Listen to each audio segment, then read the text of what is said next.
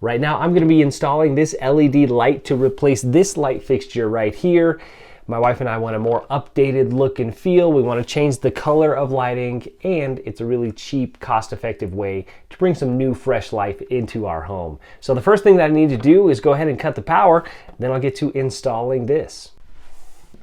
So here I am at the panel. Here's a neat little trick for you.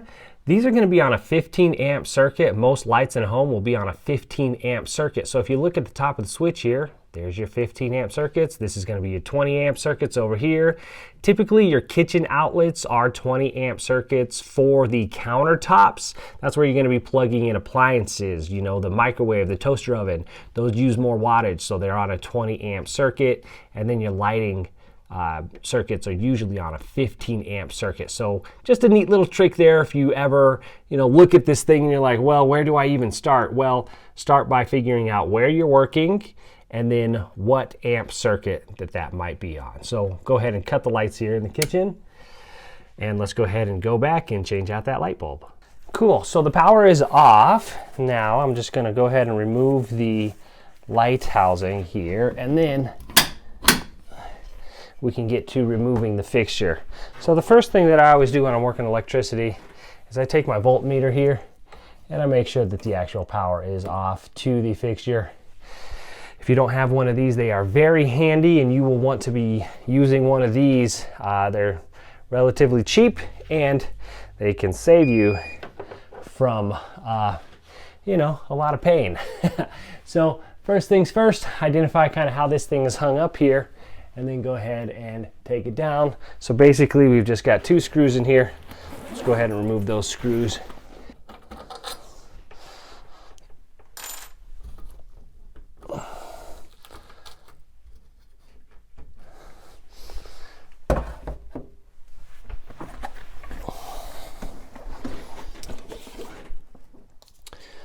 So typically I like to wear my glasses here, so let's go ahead and put those on before I start getting too carried away here. Now, let's go ahead and get this bad boy removed. Okay, so there we go. It just had a little bit of paint on it, so it didn't come right off immediately. So basically, we've got our pretty standard setup here. We've got, all right, black, white, and that's it. Okay, so we've got our grounding wire that we will ground to the actual frame here then. So this was the grounding wire in here. So our new light fixture, we have hot, neutral, and a grounding wire, and we will get these all connected as they need to be. All right, so I'm just going to take off the wire nuts here. Okay, cool. So in this case, this light has this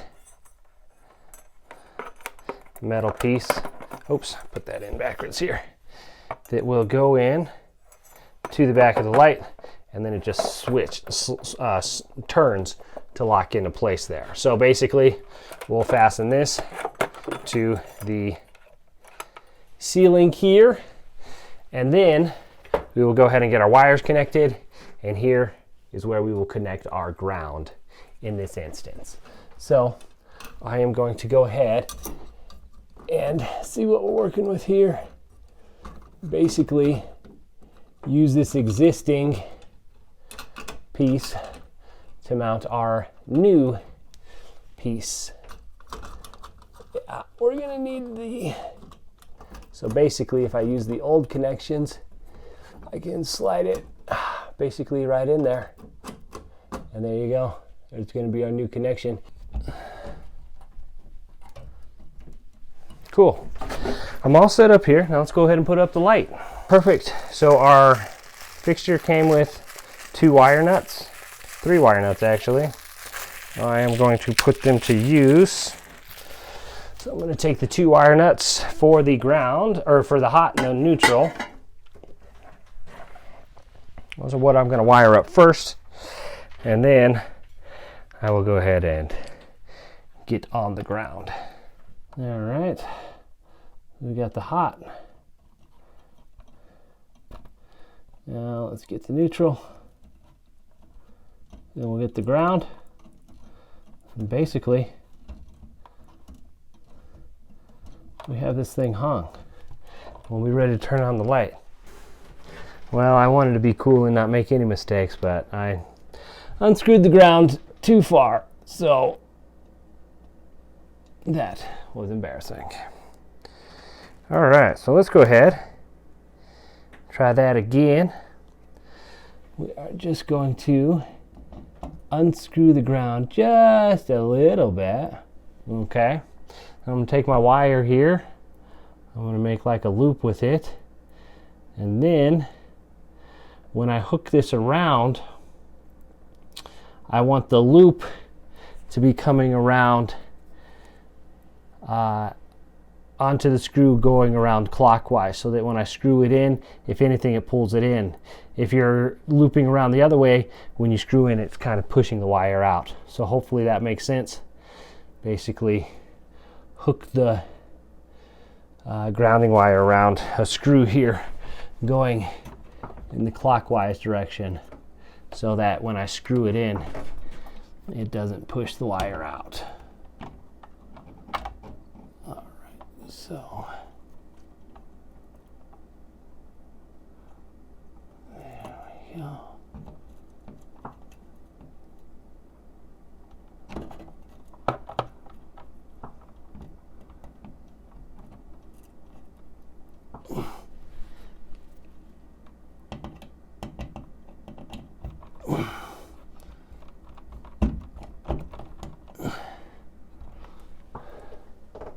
All right, so there we have it. Now I can just push the wires back into the housing.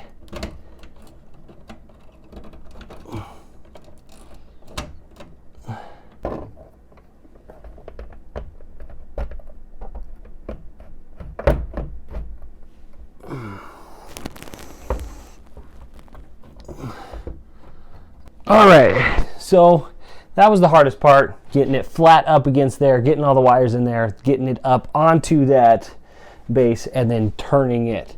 But we are good. It is on now. It looks amazing. I'll go ahead and turn the power back on. We'll give it a try, and we'll see what it looks like. All right, so there you go. I think it looks great.